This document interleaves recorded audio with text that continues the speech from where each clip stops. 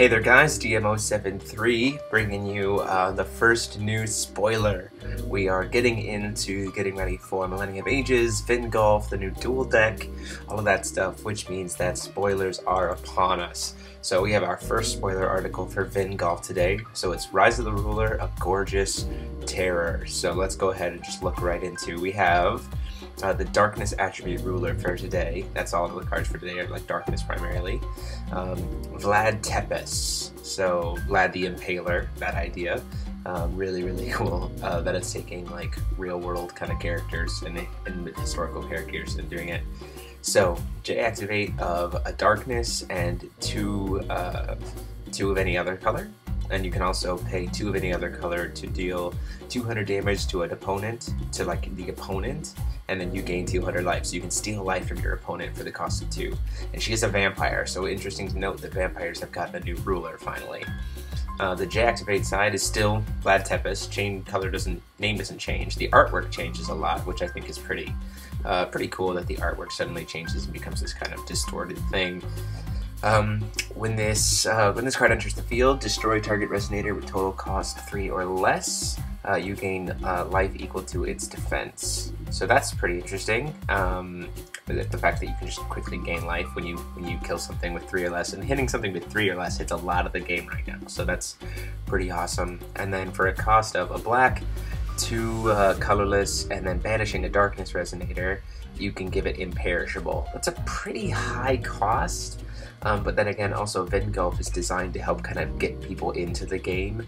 So that could potentially, in a Vingolf kind of sealed event, be really powerful to be able to give it imperishable for, I mean, a rather high cost, but overall not too terrible if you're talking about like sealed play with Vingolf. Moving on, we have, the thing to notice is, it says it even right here as we move on.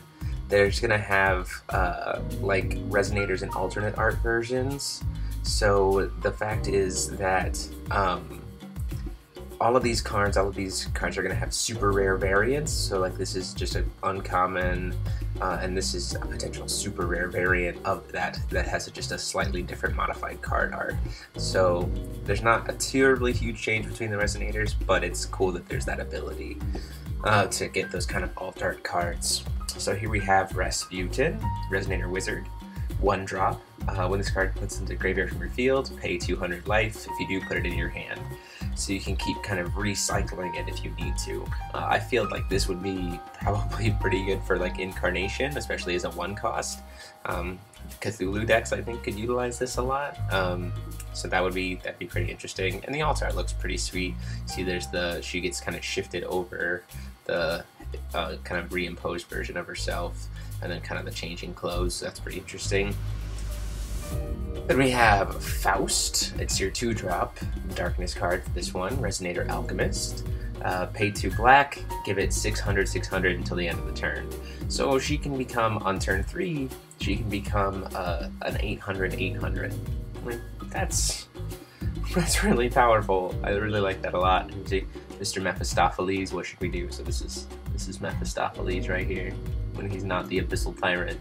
And then the alternate super rare version is Mephistopheles. It's like this gigantic version. I know for me, I'm definitely going to want to try and pick up some of these. I think the artwork for this is sick. Then we have our 4-drops, Solomon, King. So King, female Solomon, whatever.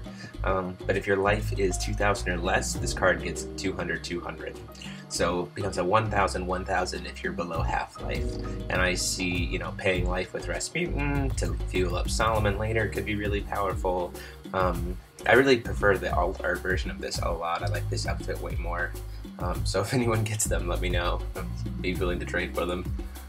So that's a pretty interesting card. Again, I think this would be primarily used in sealed Vingolf kind of stuff. But for people who are just getting into the game, I think this is a powerful card that they'll have quick access to that could be really helpful for them. And then our last card is Bunga Oda, 6-drop for Darkness. That is quite large, but it's a 1k, so that's pretty good. When this card enters the field, destroy target resonator with total cost 2 or less. So it's like a quick rapid decay in form of a card and follows a body. and then non-darkness resonators get -200, -200.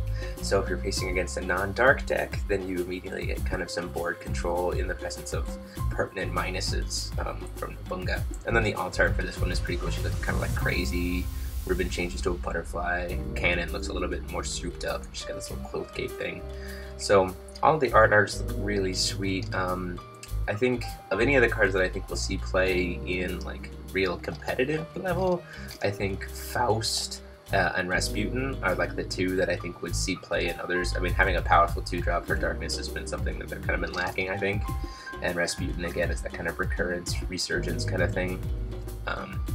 Solomon and Bunga I think are definitely more geared towards sealed, as well as with Vlad.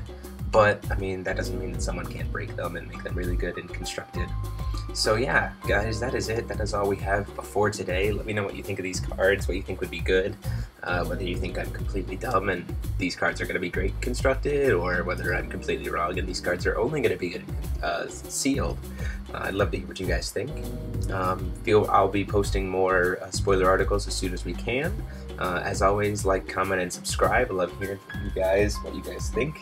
And until next time, this is DMO73 signing off.